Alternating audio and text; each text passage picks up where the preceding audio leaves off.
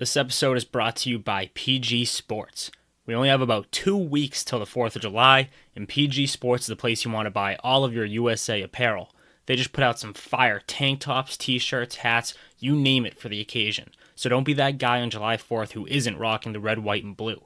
And not only does PG Sports have a great selection of 4th of July apparel, they will be putting out new gear every month this summer. So head on over to pg-sports.com and use promo code TATER at checkout for 15% off. That's pg-sports.com and promo code TATER for 15% off.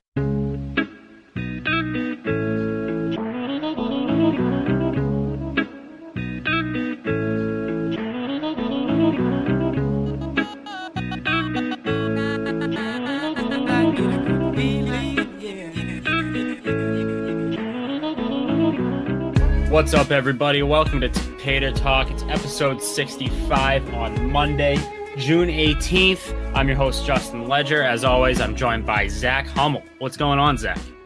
Nothing much, man. Nothing much. Trying to stay out of this heat. We were talking about it before the podcast. It's starting to heat up out here in the Northeast. Miserable weather. It's actually miserable today. It's not a nice heat. It's humid. It's gross. There's thunder going on outside. I'm not really sure what's going on. It's disgusting. It's quite literally the dog days of summer right now in both life and baseball. So that's what we're dealing with today. Do you remember playing in this weather when you were younger? It didn't seem as hot when we were younger, but now it seems hot because we're not playing. You would just be you'd be sweating, but you'd be with your friends and playing baseball, so it wouldn't even matter.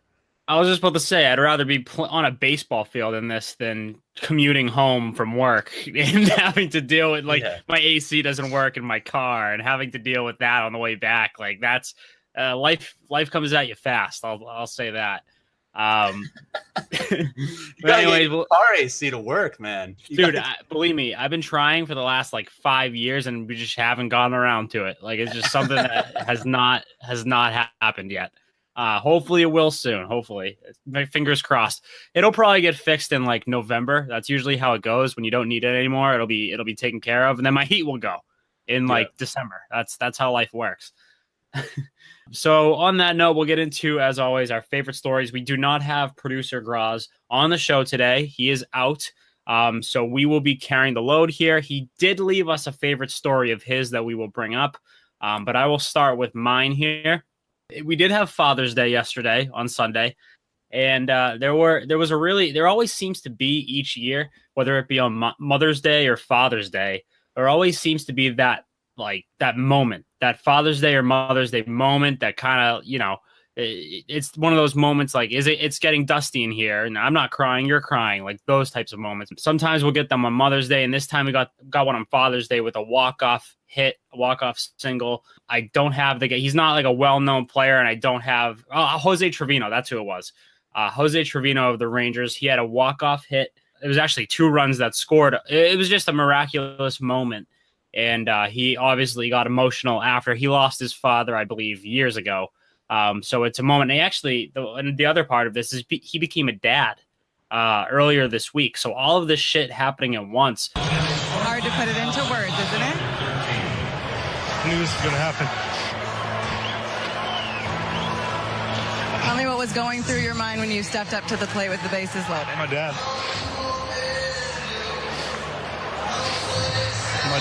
I wish he was here.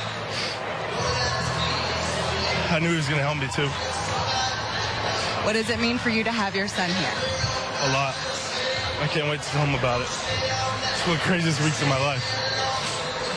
To help this team the way that you have, to have had the week that you've had, for things to fall the way that they have. What will you take from this week, this experience, especially here today? I don't know. You're going to have to ask me in 2 hours, so I'm going to soak this all in, but it was crazy. That'll get anybody emotional. And it was one of those moments for me where you got to break out the tissues because it'll get you. Any time a guy in a post-game interview gets emotional like that, I get emotional. And I know it's not baseball, but this happened to me in hockey too, with the TJ Oshie interview after the Stanley Cup, talking about his dad having Alzheimer's and shit. So that'll get me to tear up 10 times out of 10. So that was my favorite story of the week. Yeah, I had that as my favorite story, but that was the pinnacle. You know, the guy couldn't even get a sentence out because he was crying so much. And he said his father was with him and all that good stuff. And he said during the at-bat, he was thinking about his father, which is insane. But I guess it gave him that confidence and that calmness to get the walk-off hit. And like you said, he's not a known player, but he's a Texas kid. I'm sure he's always grown up and wanted to get a walk-off hit for the Rangers. So that was huge. I'll pick another one that just came out today, Monday when we're recording this. Yeah. Bryce Harper has officially shaved his beard. Yeah. So, okay. How do you look at this? Do you look at it as he's about to turn it around, or do you look at it as like there's some trouble going in Harper's head right now? To me, that's a mental issue. Yeah. The fact that he thinks he has to shave his beard and it will actually affect his play on the field. I mean, that's a red flag. I read an article today that someone wrote that he's playing himself out of the $400 million contract. And I hate to say it. I agree. I don't like to jump to conclusions, but I'm starting to agree with that take that some people are having around the country. National baseball writers. The thing is, he's showing all of the flaws that he's been judged about. Like, he's been called overrated in the past, and then obviously you have the Harper stands who come and like they throw his MVP season at you and all that shit. But I mean, all of his flaws are showing in this season so far. And again, like you said, it is early. It's only June, and for all we know, he could come back in the second half and have an MVP caliber season. There's plenty of time left to do it. He still has a pretty high OPS. It's just his batting average is in like the 220s, but he walks so much. Pitchers are still afraid of him. So that on-base percentage is still sky high. That being said, this is alarming. And the other aspect to it, I want to know your opinion on this, Zach. Every single comment underneath the tweet that said that he shaved his beard was, the Yankees are in town. That's why he's shaving this beard, is to give them a little look at the clean-shaven Bryce Harper for when his contract is up and they go to sign him. I know it's like that's what you start getting into conspiracy watch when you bring up those things. But I mean, there might be something there. There might be something there. I'll say this: if the Yankees want to spend $400 million on Bryce Harper at this point, please go ahead. Yep. Please go ahead and do it, because he's, like you said, his flaws have come out this year. And Juan Soto is the hottest thing on the street with the Nationals now. So Bryce Harper's an afterthought. Juan Soto is the new hot thing on the street. Yeah, maybe Harper shaved it to get the attention back on him instead of Juan Soto. That could be a factor too. And Juan Soto, people forget that he's only 19. We got to mention that every time we bring up Juan Soto. He's 19 years old. So actually, going off of that, changing subjects a little bit, today, another story today from the Nationals with Juan Soto. He hit a home run today, first off, that landed on fucking Saturn. The other part of it was a continuation of a May 15th game against the Yankees. It got rained out in the sixth inning. They continued it today, Monday. And so this, I guess, counts as Juan Soto's first home run in the majors, even though he's hit 6 before this. I don't know. It's a little bit confusing when you try to explain it, but all you need to know is the game got postponed and Juan Soto hit a home run in a game that technically he was in Double-A when they originally played it. I know, this is going around Twitter, and this is totally why people call baseball people nerds sometimes. The fact that people are trying to figure out if this is his first home run, like how to score it, all that good stuff is just. Can we just appreciate that he hit like a 470-foot home run? Can we focus on that? I actually tweeted about it because the official MLB account tweeted out the video of the home run, obviously, and the caption for the video was it was something along the lines of "Try to process this." Juan Soto hit a game. He was like, it was, I don't know. He hit a home run in a game that started when he was in Double-A. And it's like, well, yeah, it's not that hard to process. It was just, a continuation of a game that was postponed. Like, let's focus on the fact that it was like a 500-foot homer in the highest fucking place in National Park. Like, it's insane. Yeah, it's like something Tim Kirkjian would say on like Baseball Tonight. And I'd be like, oh, that's interesting. And then I just forget about it the next second. Exactly. The other story we had, this was, I believe, yesterday, Sunday.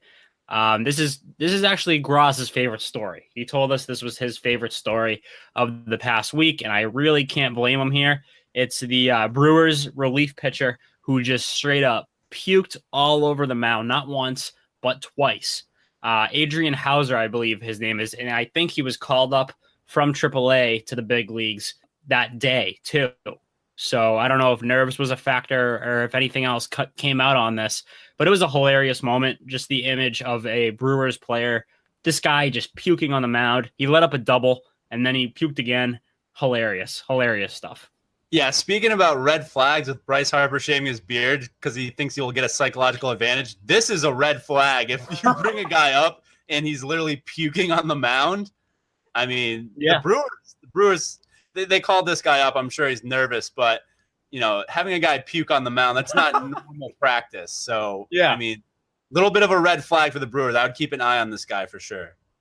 I actually give this guy a lot of credit for staying out there and being willing to just finish off the inning.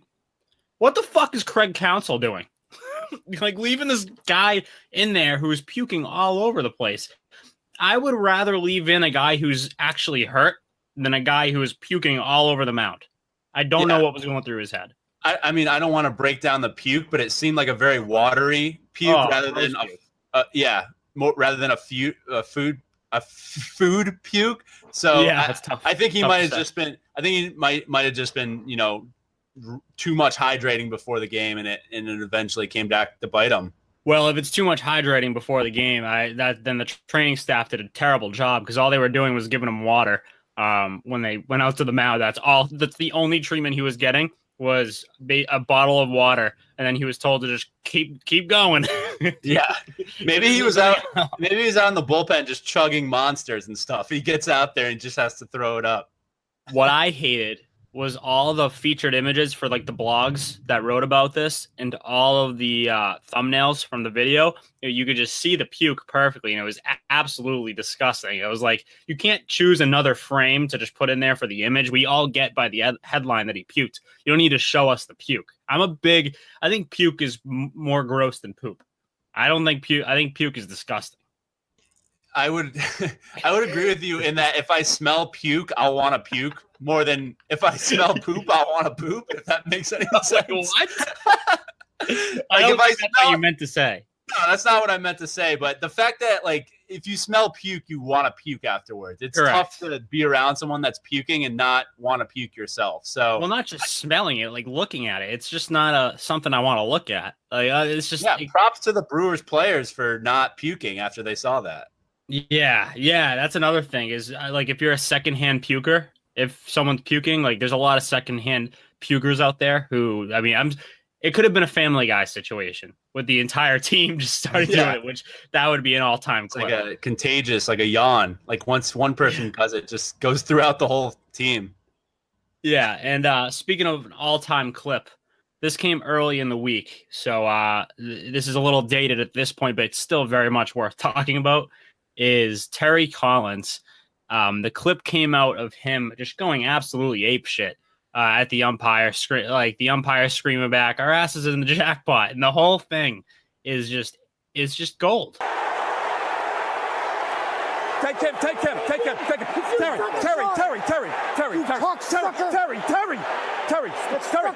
Terry, get a handle. Come on, let's go. Come on, talk to me. Talk to me. Tommy, that's fucking bullshit. Terry, talk to me. Then you talk to me about it. Okay. You gotta give us a shot. You know what? You gotta give us a shot. Okay, listen to me. Let me hear what I'm saying, okay? You get your shot. You had your shot right there in the situation. Well, why not? You know the situation, Terry. Why don't you get a shot, Tommy? Because that makes it worse. Terry, that makes it fucking worse. I know it. But MLB did nothing to that guy. Nothing. Okay, I can't control that, Terry. I can't control that. You know as well as I do Terry, you know where I stand on the whole fucking situation. But you're better than that, Tommy. You know that. Terry, listen, I'm telling you, our ass is in the jackpot now. Okay, I'm just telling you. Fucking motherfucker. You know what? That's you got it. Okay, get it. You got everything out. It's just the perfect clip. This is why the internet was invented, so clips like this can surface. And Rob Manfred, the buzzkill of Major League Baseball, makes sure that this clip is quote unquote scrubbed off the internet. That's what he said. First off, I am positive that if I tried to find the clip right now, I could find it. Secondly, that is the dumbest thing I've ever heard, that they felt the need to get this off the internet, because everybody was interested in baseball when this clip came out. Everyone's like, this is funny. Like, I want to see more of this. And sure enough, MLB finds a way to just screw it all up. So I've never been a big hockey guy, but I've wanted to be a hockey guy because they have their own lingo and they sound really cool discussing it. Like for the 24/7 stuff in the NHL, hearing the guys chirp each other with like the most random lingo is like hilariously funny. So baseball should want more of this because our asses in the jackpot, that's MLB just lingo. And I would have never known that if I didn't hear that. So I think there needs to be more of this. I would love to. And then the Padres manager this week, he got tossed by Joe West. Yeah, that's right. And he was mic'd up, and he's like, all right, I'll leave, Joe, but you're going to screw up another call. Like, I love hearing that stuff. Oh, my God. If we could get a exclusive, because I know MLB just wants to make more and more money without having to share their clips anywhere. So if we could get an exclusive mic'd up MLB package, like an MLB TV type thing, but everybody's mic'd up and you can choose who you listen to and shit. I mean, $1 billion idea right there. That might save baseball because everybody, it doesn't matter what sport. If an athlete is mic'd up, that's the most interesting part of the sport. When they do the mic'd up during all-star games, that is awesome. When they do the mic'd up interviews, that's great. And they should have done more of that throughout regular games this season. So MLB has a lot to figure out in that aspect. And that, I don't want to get too far into this, but like that has a lot to do with why there's not much interest in the sport. Like attendance ratings are down, all of that stuff, because there's no human element. There's no excitement, or at least people don't think there's excitement because clips of the exciting moments aren't really circulating on the internet. So it's all those factors combined into one. Yeah, they're like the only sport that doesn't do like a 24/7 or a Hard Knocks type of thing. Like the NFL, God. They have sound FX every week. Yeah. They mic up like 8 to 10 guys, and I watch that religiously because I just want to hear what the players are saying to each other. Dude, I would watch the Cincinnati Reds like Hard Knocks version. I would watch that. I know. Like, it's just too. It doesn't matter for me what the organization, who the players are, what the team is. It's always interesting to get that inside access. Always. All right. Great. Yeah, so moving right along here, kind of a downer of a story, going from a funny one to a downer is Miguel Cabrera, who, definitely one of the best players of our generation, that's for sure. He's out for the season. I think he tearing his biceps. I'm pretty sure that was what it was. And that leads us to the question. I mean, I'm sure he's going to make a comeback attempt, but he was already kind of washed anyway, so I think it's worth at least discussing. Is he done? Have we seen the last of Miguel Cabrera, at least as we know him? Yeah, I think we haven't seen the real Miguel Cabrera in 2 to 3 years. This season he still has a good average just because he's such a professional hitter. He can use all parts of the field. His power's way down, which makes sense because his body's breaking down on him. He's got no legs to stand on, for lack of a better term. Yeah. But the Tigers have been playing great baseball. It's crazy. Like very strange. And a lot I think his leadership. Castellanos is carrying. Yeah. I think he's been a great influence for those younger guys. Because if you look at Castellanos, he was a very pull happy hitter coming up, and I think Cabrera's helped him. He has so much power to the opposite field now. He's a great opposite field hitter. He's one of the best average hitters in the MLB. But in terms of Miguel Cabrera, I think he was done when he was about 32. So I think he could come back as like a DH and more of like a leader guy, like a David Ross type guy who like doesn't play a lot but is a good like locker room guy. Comes in like clutch situations, like pinch hitter kind of role, like that aspect. Sure. Yeah, if he's willing to take on that role, I still think he'd be good at that. Definitely. I think you have to consider him the best South American baseball player ever. I mean, he's from Venezuela. I can't think of another better player from Venezuela or Colombia. So it's tough. It's going to be tough to find another player like that for sure. Yeah. So I think he goes down as, just his legendary status. He'll go down as definitely one of the top 5 hitters of our generation. It's crazy too, because he fell off a cliff. I mean, it wasn't that long ago where he was one of the best hitters without a doubt in the majors. It was not that long ago. So to see him kind of drop off like this, and now he's out for the season with an injury, it's very sad because, again, he was one of my favorite players of this generation and just one of the stars, the very few stars of baseball. Baseball doesn't have many players who you can look at and be like, that guy right there is a star, a star athlete. And Miguel Cabrera was that for a little while. He was the only competition for the MVP against Mike Trout. Like it was him or Trout. There wasn't really going to be another guy racing for the American League MVP. So hopefully Miguel Cabrera makes a comeback, full comeback. We can see a little glimpse of the old Miggy again, because that's what we want to see. It's good for baseball, and hopefully he's not done. Yeah, I don't think he kept the best care of his body throughout the years. Like, if you look at him when he was younger, he is like double the size he was then, and I understand that because he's a power hitter and he's lifted, but he doesn't strike me as a guy that stays in shape and like eats the right way. So, his career could end at 35 rather than some of these guys that are stretching to like 38, 39, still getting good value. Hall of Famer for sure. Triple Crown winner, Triple Crown. We're both having tough times saying things today. Triple Crown winner. So I mean, it's one of those things where it's at least I haven't looked at the numbers, but in my head, he's a shoo-in for the Hall of Fame, first ballot. Yeah, he's got 2,676 hits. I mean, he could end up getting to 3,000. Yeah, I mean, almost 400, over 450 home runs, 316 career average. I think he's definitely in. He checks off all the boxes. Yeah. Except he's never won a World Series, has he? Yeah. Was he on the team with the Marlins? Yeah. Okay. So you can check that box too. Good for Miggy. He's had one hell of a career. If it is the end, then sucks that it has to end with an injury, but it's a great career. And he was stuck in Detroit all those years too. Like that must be tough for a guy from Venezuela to be stuck in like the cold climate and stuff, especially Detroit. About polar opposites. Props to him for staying with them. Yeah, definitely. All right, on to the next one here. The Astros, 11-game win streak right now. Tonight they play the Tampa Bay Rays, so it'll probably be 12. Probably the most impressive part of this for me is that it was on the road. All 10 games during this win streak were on the road.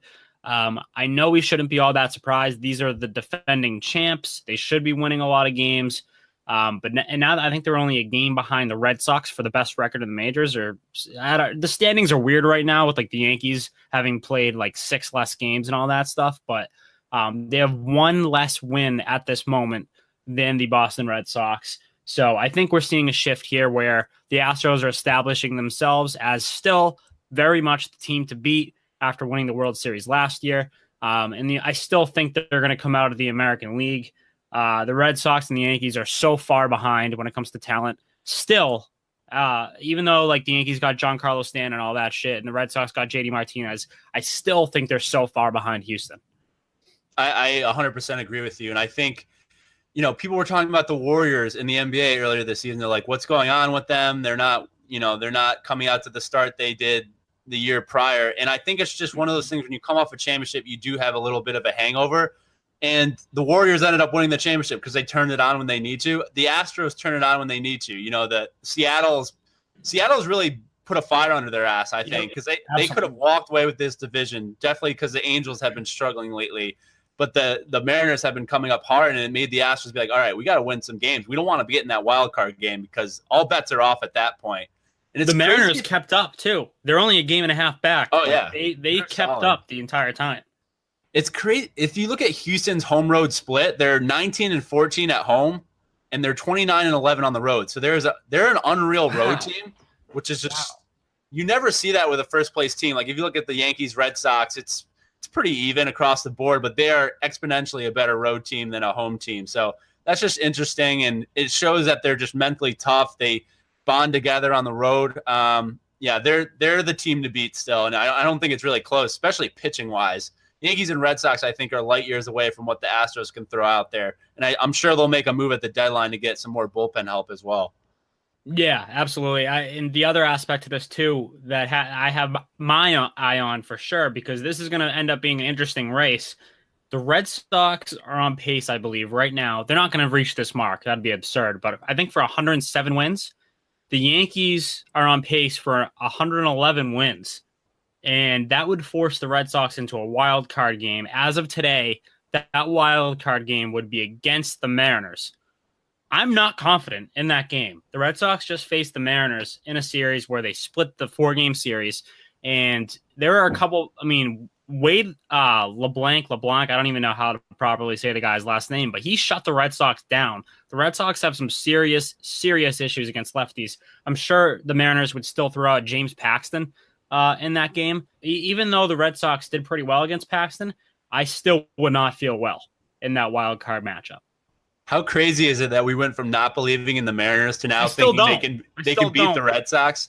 I don't think they'll get to the wild card game. I think a collapse is ahead. The Mariners, I have to die on this hill now because I've been so out on them this entire season. But if they do, prove me wrong and get to the wild card game, I am not going to feel good about it. Who else would make the wild card game though at this point? I mean, the second half is always crazy. I really don't know. I guess probably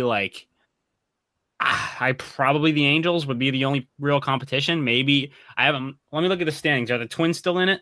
Probably not. Right? The Tigers are above the Twins. Fuck. Yeah. That's what I'm saying. Like, I understand Seattle could take a step back, and I think they'll all step back. But like, there's not a ton of competition for them to get that wild card spot. It's literally these top 4 teams. It's literally Red Sox, Yankees, Houston, Seattle. I mean, Cleveland's struggling, so I don't even put them in that group right now. Cleveland will figure it out. They were struggling at this point last year too. I mean, they're going to win the division. It really is those 4 teams though, right? This second. I didn't realize Detroit was ahead of Minnesota. That's eye-opening to say the least, because I thought Detroit was supposed to be like the worst team in baseball. I don't know. The standings are so strange this season, and another part of that is the Red Sox have not really beaten anybody this year because there's nobody to really beat. You know what I mean? Like their schedule has been so fucking easy, which is why they have so many wins right now. They have not really beaten anybody. The Mariners they split with, the Angels they beat. That was back then. That was probably one of the better teams that they took down. The Yankees they've had a tough time against. The Astros they did okay against. I don't know. It's a weird year to gauge exactly how good teams are. Well, I think that's what your first point was. Like, these teams are on pace for over 100 wins because the AL is so shitty at the bottom in the middle. Exactly. Like, they're literally just racking up wins, while the NL, there's a lot more parity, so no team is really on pace to get that many wins. It just speaks to how shitty the rest of the AL is. Nothing the Red Sox can do. You got to beat the teams on your schedule, right? The playoffs will be the first time, though, we're really getting a glimpse of, like, all right, there's some pressure baseball with good teams on the field. I feel like there haven't been that many times that I've been, I don't want to say tuned out of baseball because I'm still very much tuned in, but the competition is so bad now that it is kind of like once you get to the summer, it's like wake me up in September almost. So I have that feeling that I've never had that with baseball before. I've always looked at it as like, if you're a fan, you'll follow no matter what. And that's kind of, I'm following it obviously, but it's tough sometimes. It is tough. So I can see why a casual fan will be like, wake me up when it actually matters. When's the last time you watched Sunday Night Baseball? Because I used to watch that every week, and I haven't watched it I don't think I've watched it this season unless like the Red Sox are on it. I just don't have an interest in the other teams because there's so many shitty matchups. You look down the schedule each night and it's just like Mets and Rockies. I don't want to watch that game. Rangers Royals. I don't want to watch that. You know, Dodgers Cubs is probably the only matchup I would watch. That one's good. Yeah. That one's all right. Marlins Giants? No thanks. Marlins Giants sounds like an absolute shit. I don't want any part of that. Like last night, I think it was Cubs Cardinals. I tuned in for that because, I mean, that's classic rivalry. It's 2 NL Central teams that I always enjoy watching go at it. But you're right in the sense that when it's teams that are sort of irrelevant, to be honest, and that you know for a fact are not going to compete for a playoff spot, it's like, what's the point of really tuning into this? Unless you're betting on it. There's no point. That's the one major problem baseball has. We're on autopilot right now. You know, the Red Sox, totally. They pretty much have, I don't want to say they have playoff spot locked up, but they would have to have an epic collapse at this point to not. Which we've seen before. Playoffs. We've seen it before. Look back, I think it was 2000 and what year was that? I think. No, not 2012. 12. It was 12. Yeah. When the Orioles, we all know what happened there. The Orioles of all teams. They just earned their 20th win of the season. Congrats to the Baltimore Orioles. Yeah, congrats. Oh shit, the Orioles suck. Another team that sucked to begin the year is the Dodgers. Now, this is an interesting topic for us because you were notoriously out on the Dodgers. You declared yourself 100% out. You were out going into the season. I asked you probably a month and a half after this, like into the season, the little Dodgers update. I think you still said you were out. Now they're a game and a half behind the Diamondbacks for the NL West lead. Are you still out on the Dodgers? Have you changed your mind on this team? I'm coming around on the Dodgers, but at this point, as it currently stands, I'm still out on the Dodgers. Okay. The one thing that's giving me pause is I'm not sold on the Diamondbacks, and the Rockies have been underwhelming the last couple of weeks. By the way, can I just give a quick shout out to Trevor Story, my guy? He is having an unreal stretch right now, and it's going totally under the radar. He's hitting like 270, which was his issue last year, his average. Yep. He's got to be one of the best hitter shortstops in baseball. I know we always talk about the Lindor, Correa. Right. Story's hitting for power, driving in runs. He doesn't get talked about because he's out in Colorado. Nolan Arenado's the breadwinner. Charlie Blackmon's the breadwinner, but he's done a great job. Now, it hasn't turned out to wins. The Rockies are 2-8 in their last 10, but I don't see them beating the Dodgers. So right now, it's a Dodgers-Arizona race unless the Giants make a huge move at the deadline. I just don't think they have enough hitting. So I'm coming around on the Dodgers, but at this point, I'm still out just because the wild card race is pretty fervent, and the D-backs just need to stay above the Dodgers, stay above the Mendoza line there. I am willing to say I'm all in on the Dodgers. I think they're winning this division. I think they're running away with the division in the second half. I don't see enough in this division. I think the Rockies are actually going to end up finishing second. I don't think the Diamondbacks are consistent enough. They've shown that already this season. They were hot to start the year, and then they started struggling, and now they're doing okay again. I don't trust them. I don't trust the Giants. The Giants are just, I don't know what to think of them. And then the Dodgers, without how bad they were to start the season, they've turned it on with Justin Turner coming back. Clayton Kershaw hasn't played at all this season. And when he's officially back, if he's officially back, that changes the entire dynamic of this team. For them to only be a game and a half out right now of the NL West, that says a lot. So I think the second half is going to be, we're going to see them pull away. I think probably around the trade deadline is where I'd guess they might even make a move at the deadline to really make themselves pull away.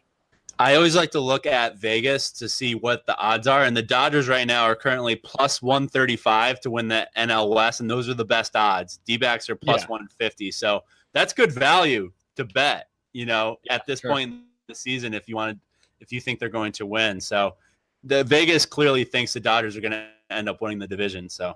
And they're still the Dodgers. I mean, they should win the division no matter how slow they were out the gate. It's a long season. They look to be starting to figure it out. And I think Cody Bellinger, he's still not the Cody Bellinger he was last year, but he's a major part of this team still, obviously. And I think the team, when they threatened to send him down, that lit a fire under his ass, and he started to hit a little bit better. So that's the little update there with the standings. And I think the NL West is probably right now, other than the AL Central is still probably the biggest shit show of a division. But the NL West is definitely the most competitive, where it's like the first 3 or 4 teams have a shot. But, it's going to come down to 1 or 2 at the end, and it'll get interesting. It's going to get interesting for sure.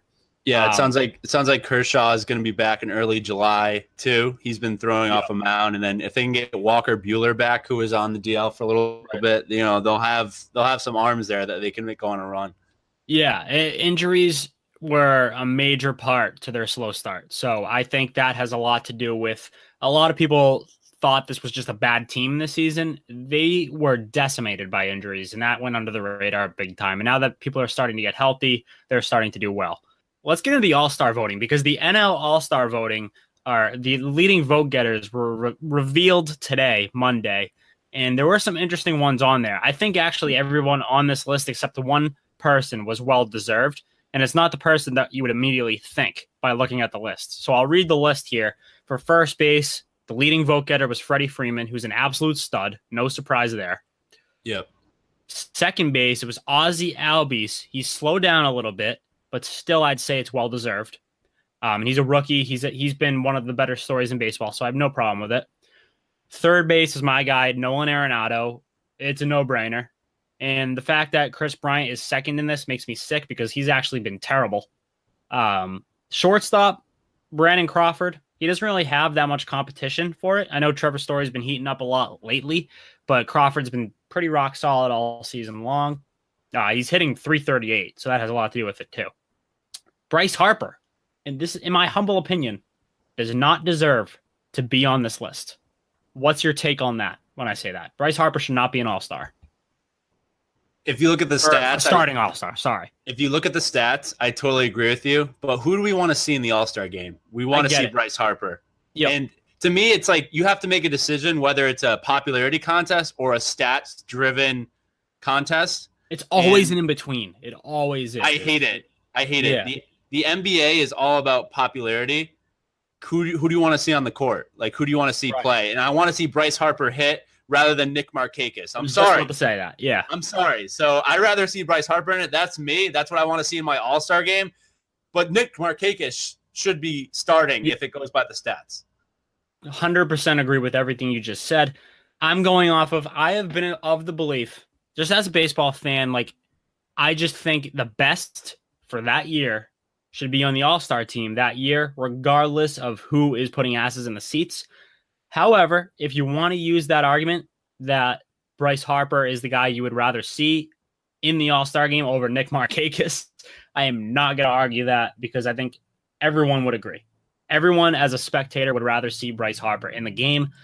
But if you're going to pick one, whether it's a popularity contest or stats, I lean towards the stats, because I just think that's the entire reason it's called the All-Star game, and it's every single year. It's because who is doing the best this year? Okay, Markakis is, Matt Kemp is, he's the other one on this list.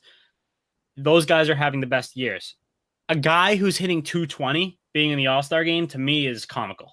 That's the way I look at that. But it's Bryce Harper, so like the name gets him in, but it still rubs me the wrong way, kind of. Yeah, I mean, just looking at the voting, the AL team is so much better than the NL team in my mind. It's sort of taken a 180. Like, the NL used to be, I think, the better league, but I think the AL has more star power now and better players. I agree with that. And the AL actually has always won the All-Star game. Like, they went through a span where they won like 1 million straight games, but I always thought the NL had the better on-paper teams. This year, I'll get into these are the leading vote getters. I don't have the updated list. This is as of a week ago. I don't know if there's an updated list somewhere, but this one I have in front of me has Gary Sanchez as the catcher. This is another case where it's like he doesn't really have that much competition this season, and I don't think he's having that great of a year. He just has the home runs. So I guess give it to him just because, power guy, whatever. First base is Jose Abreu, who, I mean, you can make an argument for Moreland, but Moreland's had a cool stretch lately, and Jose Abreu has been pretty consistent all season long, so I agree with it. Miguel Cabrera being third, by the way, is tragic. He's third for vote getters on first base, so rest in peace. People love Miggy. Yeah, people love Miggy. Yeah, and they should. Second base is Jose Altuve, to be expected. Second place here for second base is Gleyber Torres, so that's pretty cool. I like seeing that. Even though he's a Yankee, still one of the more fun players to watch. Yep. Third base is Jose Ramirez, followed by another Yankee rookie in Miguel Andujar. Who saw that coming at the beginning of the year? Miguel Andujar has been tearing it up for the Yankees, but Jose Ramirez obviously is the guy deserving of that. Shortstop, Manny Machado, obviously, but this one's interesting because of how many star-studded shortstops there are, especially in the American League. First place for this is Manny Machado. He should get that. 2 is Francisco Lindor. 3 is Didi Gregorius. Him being ahead of Carlos Correa on this list is mind-blowing, but Correa's 4th. And Andrelton Simmons, who will probably go down as one of the more underrated players ever, is 5th. You could go 10 deep at shortstop in the AL and still have like a solid play. Like Eduardo Escobar for the Twins. Yeah. He's been unreal this year. He's on my fantasy team. That's the only reason I'm shouting him out. Good. He's been really good for like going under the radar for sure. How about Bogarts not even being in the top 5 too? And he's actually been having a pretty good year. So it's crazy because he was like one of these talked about prospects across baseball, not just with Red Sox fans. And the fact that he didn't get off to such a great start in his career. I mean, he was good, but he wasn't what everyone thought he was. I think it's sort of put a damper on his name recognition across the league. Outfield, Mookie Betts, obviously. Mike Trout, obviously. Aaron Judge is 3rd. This is where I think you can kind of make an argument, but Aaron Judge puts asses in the seats for sure, so I have no problem with him there. Now, 4 through 15 is interesting for the outfield. I'm going to run through it really quickly. 4th is Michael Brantley. 5th is George Springer. 6th is Andrew Benintendi. 7th, Brett Gardner. 8th, Marwin Gonzalez. 9 is Nicholas Castellanos, and the dude is hitting like 340 right now. So I don't know how this happens, where these guys who are having these unbelievable seasons, their names are not out there. People don't even know they exist, and they're having these amazing seasons. So that's another issue with the MLB that we spoke of earlier. Josh Reddick 10th, Aaron Hicks 11th, Jackie Bradley Jr. is 12th. How? I have no fucking idea. Mitch Haniger 13th, Eddie Rosario 14th. Eddie Rosario is having a great year, Eddie Rosario has been, you can make an argument, like one of the best players in the American League, and he is 14th amongst outfielders. That's crazy to me. So the voting system is all sorts of fucked up. And on DH, JD Martinez, no big deal, is leading over Giancarlo Stanton. So take that, fucking Tony Maz talking about how he wants a star in Giancarlo Stanton. JD Martinez is the star, not Giancarlo. That things have changed over the past year. JD Martinez is the real star. I might start a petition to get these two Twins guys in the All-Star game, Eduardo Escobar and Eddie Rosario. I might start my own hashtag and get these guys voted in. I will tweet that hashtag out because they're both awesome. So I guess that's a good way to transition into. We'll give All-Star updates as it comes. I think it's mid-July like it always is. So it's in the coming weeks. We will, if there is any update to that, we will update with All-Star stuff. Good transition, though, into our duds and when you're hot, you're hots.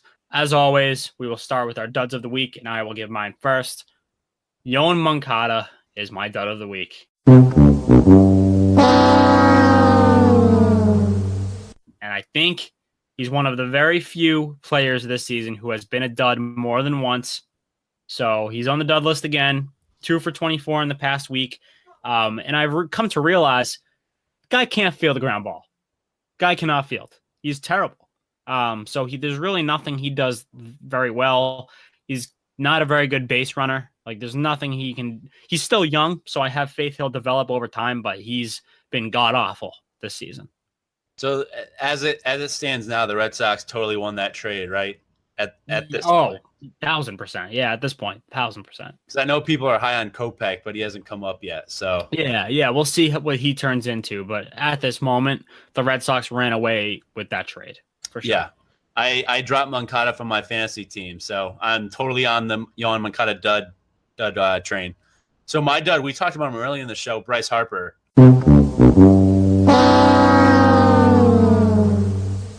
His batting average was 63 this week, not over 100. Very bad. He shaved his beard, though, so we'll see if that turns around from him. They play the Yankees tonight, so maybe it's something linked to that. He wants to show the Yankees that, yeah, I'm willing to shave my beard. Yeah. Because as a Yankee, you have to shave your facial hair. So Bryce Harper, just been a dud the whole year, but lately it's picked up a little bit, and we'll see what happens with him in the coming weeks. Yep. Now we'll move on to when you're hot, you're hot. So I'll let you start with this one. I feel like we might have the same guy. I think we're. Well, let's hear it. All right, mine's Mike Trout. When you're hot, you're hot. Okay, mine's not Mike Trout. Actually, the only reason I didn't do Mike Trout is because it's just like, oh, of course, like Mike Trout had a good week. Like that's like I didn't want to do that, but I'm glad you did because I was very close to doing it. Yeah, so Trout's almost hit 700 this week, batting average, 4 home runs, 7 RBIs. The Angels are 1-5 this past week. So get Mike Trout off the Angels, please. Fucking sad. Let's start that petition. And he didn't even win Player of the Week. Evan Gattis from the Astros won Player of the Week. What does Mike Trout have to do to get some love? I don't know. It's one of those things that we talked about.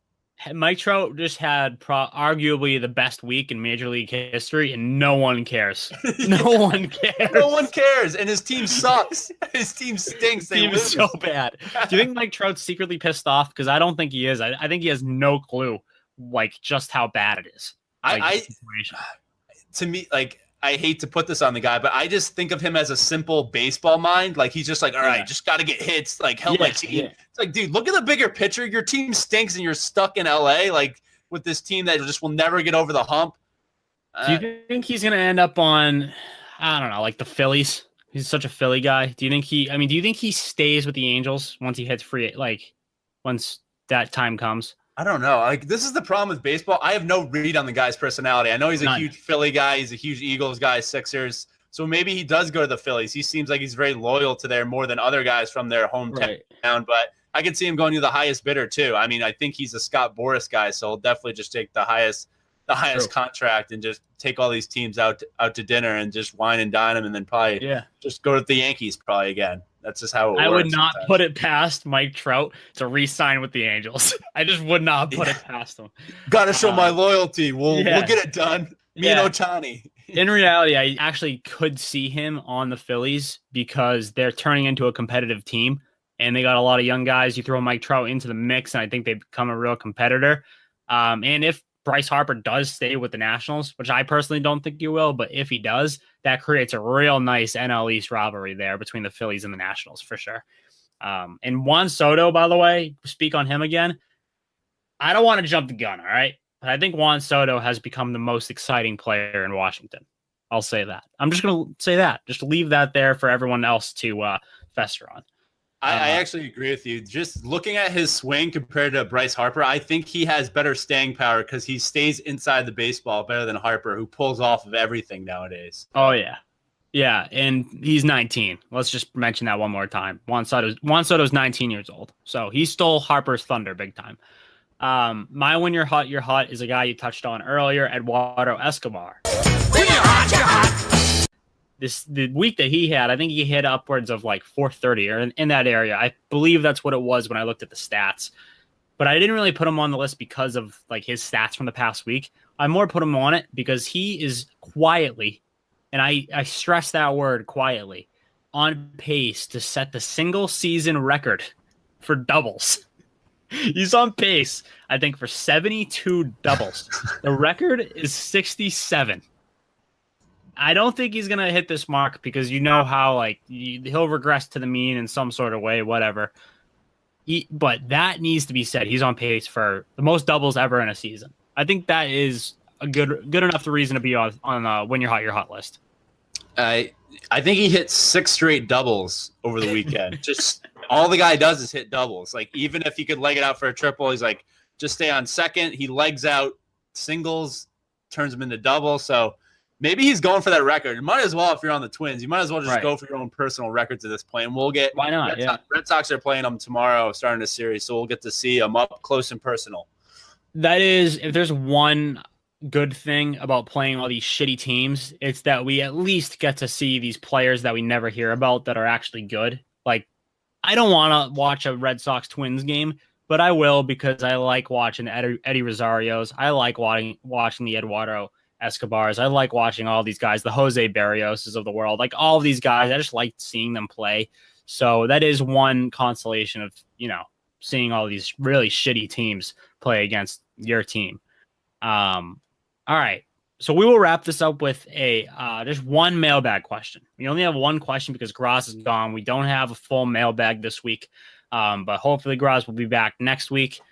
This one is a question I've been sitting on for about a week or two, and I think it's a really, really good who would you rather have question. This question is, who would you rather have for the next 5 years? Shohei Ohtani, Vladimir Guerrero Jr., Cody Bellinger, Gleyber Torres, Ozzie Albies, or Juan Soto. At this moment, you can pick one of those guys to build a team around. Who are you taking? This is tough. Definitely not Bellinger. Ohtani, definitely not at this point. Vlad Jr., still haven't seen what he can do in the major leagues. I think it's down to Torres, Albies, and Soto. I'm going to go with the next 5 years. Yes. I think if it was the next 10 years, I'd go with Soto, but the next 5 years, I think I'm going to go with Gleyber Torres from the Yankees. I think Soto's an outfielder while Torres can play that left side of the infield position. Anytime you can get, big time pop and power out of those positions, I take it. So I'm going to go Gleyber Torres, even though he's a Yankee. You know what? I am agreeing with you. We have pretty much the same exact answer, which makes me believe it's the correct answer. I don't want Ohtani because of the elbow issues. I don't want Vlad Jr. because we haven't seen what he can do at the major league level, even though I do believe it's going to be amazing. We just haven't seen it, so there's no way I can choose him. Bellinger, we've seen the good and the bad, and I don't want the bad. Gleyber Torres, we have not seen the bad yet, and we've only seen the good, and the guy he hasn't done anything wrong at the major league level. Never mind, a couple of these guys, we've seen two sides of them, or we just haven't seen them at all. Torres has not given us a reason to think that he's going to be bad. Ozzy Albies, he's slowing down, so I don't want him. It's between Soto and Torres. I've seen more of Torres over a longer period of time. I'm taking Torres in a close 1-2 versus Soto. That would be my pick. And we'll leave that open to the listeners too. If you guys want to tweet us at Tater Talk Pod, your answer, and we'll probably post. It was actually an MLB.com graphic that they had. It was a good question that they put on social. So we'll tweet that out on our Twitter at Tater Talk Pod. And follow us there at Tater Talk Pod. Like us on Facebook, and follow us on Instagram as well. And subscribe on iTunes. Leave us a nice little 5-star review. And if it's a funny one or a good one, whatever, we will read it on the show. All that good stuff. Zach, do we have any last words? Nope. No Graz this week, so I think we'll just leave it at that. Yeah, no Graz. That is sad. We don't have a one last thing. Usually the episode goes on for another 10 minutes there because Graz has this one little rant. But no rant today. We'll end it there. We'll see you guys later. Peace.